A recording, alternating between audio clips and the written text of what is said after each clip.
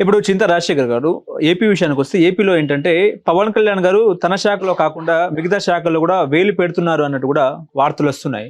ఉదాహరణకి భీమవరం డిఎస్పీ పదే పదే ఆయన సివిల్ వివాదాల్లో జోక్యం చేసుకుంటున్నారు. పేకట్ట క్లబ్బుల్లో ఆయన జోక్యం ఏంటన్నట్టు కూడా ఆయన మాట్లాడారు. హోమ్ మినిస్టర్ కూడా నేను తీసుకుంటే ఎట్లా ఉంటుందో వేరే రకంగా ఉంటుంది అన్నట్టు కూడా పవన్ కళ్యాణ్ గారు చెప్తున్నారు. ఎందుకు తన శాఖలోనే కాకుండా ఎందుకు ఆయన అసంతృప్తిగా ఉన్నారు వేరే శాఖల మీద అంటే ఏం చెప్తారు? వీళ్ళు రాజకీయాలకు ఎందుకు వచ్చారండి? పవన్ కళ్యాణ్ చిరంజీవి పవన్ కళ్యాణ్ వీళ్ళు రాజకీయాలకు ఎందుకు వచ్చారు? ప్రజలకు సేవ చేయడానిక, మంచి చేయడానిక? ఫస్ట్ చిరంజీవి గురించి చూద్దాం. 2008లో పార్టీ పెట్టాడు. 2009 ఎన్నికల్లో పోటీ చేశాడు.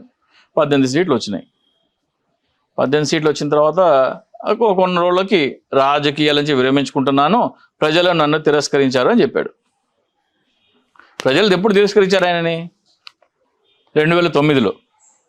2009లోనే ప్రజలు తిరస్కరించారని తెలిస్తే ఏం చేయాలి? ఆయనకు పార్టీ ఫండ్ వచ్చి ఉంటుంది కదా. 290 సీట్లు 80-90 సీట్లు పోటీ చేసినారు. 280 మందిని పిలిచి, బాబు మీరు మంచిగా ఎంత ఖర్చు పెట్టారు? 10 కోట్లు ఖర్చు పెట్టారా? ఇదిగోండి, ప్రజలు మనల్ని తిరస్కరించారు, రాజకీయాలకి నేను సరిపోనని నాకు అర్థమైపోయింది, కాబట్టి నా పార్టీ ఫండ్లో మీరు ఖర్చు పెట్టినంత నేను ఇవ్వలేను, కానీ ఈ తలా 2 కోట్లు తలా మీరు 10 ఖర్చు పెడితే దానిలో 20% 30% నేను ఇస్తాను అని పార్టీ ఫండ్ మొత్తం అందరికీ సమానంగా పనిచేసి పార్టీ మూసేసి నేను రాజకీయాలకు పనికిరానంటే నిజాయితీ. ఏం చేసినాడు? ఓట్లు వేయించుకున్న తర్వాత 2010లో రాజ్యసభ సీట్ తీసుకున్నాడు, కేంద్ర మంత్రి పదవి తీసుకున్నాడు. కేంద్ర మంత్రి పదవి తీసుకుని 2014లో ఓడిపోయే వరకు మంత్రిగా ఉన్నాడు. ఆ తర్వాత రాజ్యసభ సభ్యత్వం ఎప్పటిదాకా 2016 అనుకుంటా. 2016 చివరి నిమిషం చివరి సెకండ్ వరకు రాజ్యసభ పదవి అనుభవించినాడు. అప్పుడు ఆయన జ్ఞానోదయమైందంట. అన్ని పదవులు అనుభవించి పార్టీ ఫండ్ ఉన్నది మింగేసినాక అప్పుడు ఆయన జ్ఞానోదయమైందంట, నేను రాజకీయాలకి పనికిరాను అని. అప్పుడు రాజకీయాల నుంచి తప్పుకున్నాడు ఆయన. కాపుల ఓట్లు వేయించుకొని వేరే పార్టీలకు అమ్మడం కోసం వీళ్ళు చేసే వ్యాపారమే చిరంజీవి మెగా కుటుంబం చేసే వ్యాపారము.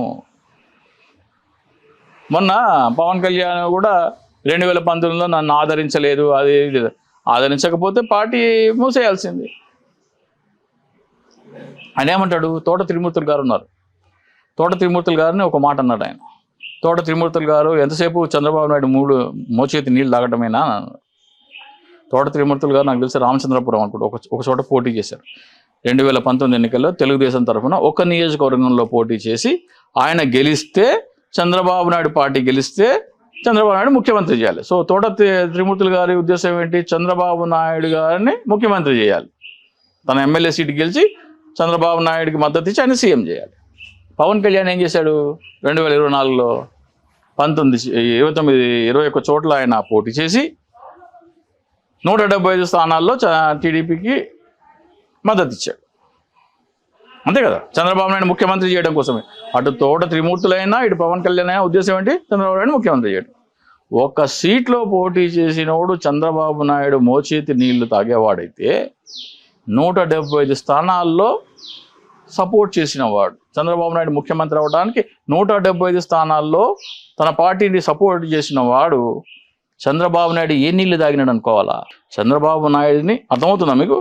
చంద్రబాబు నాయుడు ముఖ్యమంత్రి చేయడానికి తోట త్రిమూర్తులు గారు ఒక స్థానంలో పోటీ చేసి గెలిచి ఆయనకి సీఎం చేద్దాం అనుకున్నారు. ఈయన 175 స్థానాల్లో టీడీపీని గెలిపించి చంద్రబాబు నాయుడిని ముఖ్యమంత్రిని చేద్దాం అనుకున్నారు. ఒక సీట్లో పోటీ చేసినందుకే తోట త్రిమూర్తులు గారు చంద్రబాబు నాయుడు గారి మోచేతి నీళ్ళు తాగేవారైతే 175 స్థానాల్లో చంద్రబాబు నాయుడు గెలుపు కోసం కృషి చేసిన నువ్వు చంద్రబాబు నాయుడు ఏ నీళ్లు తాగుతున్నావు? ఇది ప్రజలు ఆలోచించుకోవాలి. పార్టీలో ఆయనకు సరైన స్థానం లేదంటారా? వీళ్ళందరూ డబ్బులు సంపాదించుకోవడం కోసం కూటమిలో ఏదైనా సరే సీజ్ ద షిప్ అంటాడు. ఆ తర్వాత రవాణా ఆగిపోయిందా? అమరావతిలో భూములు ఎవరు రైతులు ఇవ్వద్దు అంటాడు, మళ్ళీ వెళ్ళి భూములు ఇవ్వండి అంటాడు. ఆయనకి ఏదన్నా రావాల్సింది రాకపోతే ఈ బ్లాక్ మెయిలింగ్ టాక్టిక్స్ మొదలు పెడతారు. అంటే కూటమిలో మంచి జరిగితే లోకేష్ చంద్రబాబు ఖాతాలో, చెడు జరిగితే కూటమి ఖాతాలో వేస్తున్నారు అన్నట్టు కూడా తన సన్నిహితుల మీద చెప్తున్నారు. అమరావతి అవినీతి మీద గౌరవ చీఫ్ జస్టిస్ గారికి లెటర్ రాయమని పవన్ కళ్యాణ్ ఆఫీస్కి నేను ఈమెయిల్ పెట్టడం జరిగింది. 2023లో ఒకసారి, ఒక 3-4 నెలల క్రితం ఒకసారి. అవినీతి మీద వ్యతిరేకంగా పెట్టిన పార్టీ అయితే, మీకు అమరావతి అవినీతిలో వాటా లేకపోతే ముందు గౌరవ సుప్రీంకోర్టు ప్రధాన న్యాయమూర్తికి లేఖ రాసి అమరావతి ల్యాండ్ పూలింగ్ మీద, మెడికల్ కాలేజీల పీపీకి ఇవ్వటం దాని మీద, ఉర్సా లూలు మాల్కి ఎకరం 99 పైసలకి ఇవ్వటం మీద సిబిఐ ఎంక్వైరీ చేయమని లెటర్ రాయి ముందు. ఈ శుద్ధపూస కబుర్లు చెప్పబాక, నమ్మేది అయిపోయింది, ఎప్పుడో అయిపోయింది. నేను 2019లో మానేసిన, జనాలు కొంతమంది 24లో నమ్మారు, దాంట్లో కూడా సగం నమ్మడం మానేసినారు. జనాలు నమ్మే పరిస్థితిలో లేరు. దుకాణం కేల్ కదం, దుకాణం బంద్. ఇప్పుడు కూటమిలో ఎవరు ముఖ్యమైన మంత్రి? లోకేష్ ముఖ్యమైన మంత్రి? లోకేష్ షాడో సీఎం అండి, ఏం చెప్తారు? లోకేష్ షాడో సీఎం, దాని గురించి పెద్ద పవన్ కళ్యాణ్ డిస్కషన్ ముఖ్యమైన అవసరం మంత్రి కాదా? మీరు చిన్న పిల్లోడు మాటలు వచ్చే పిల్లోడిని వీళ్ళు అడిగినా కానీ లోకేష్ షాడో సీఎం అని చెప్తారు. పవన్ కళ్యాణ్ ముఖ్యమైన మంత్రి కాదా?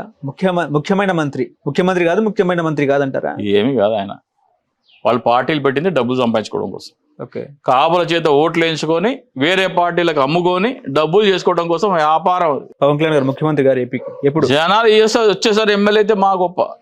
మరి ఆయన ఎందుకు పదే 15 ఏళ్ళు మేమే బలంగా ఉండాలి, మేమే కూటమిలో ఉండాలి అన్నట్టు ఎందుకు? అవును, మరి ఇప్పుడు మనం తీసుకున్నాడు కదా, మరి మనం ఏం తీసుకున్నాడు, ఎంత తీసుకున్నాడు? వచ్చేసారి అంతకంటే డబ్బులు తీసుకుంటాడు, ఆదాయం ఇంకా ఎక్కువ తీసుకోవచ్చు.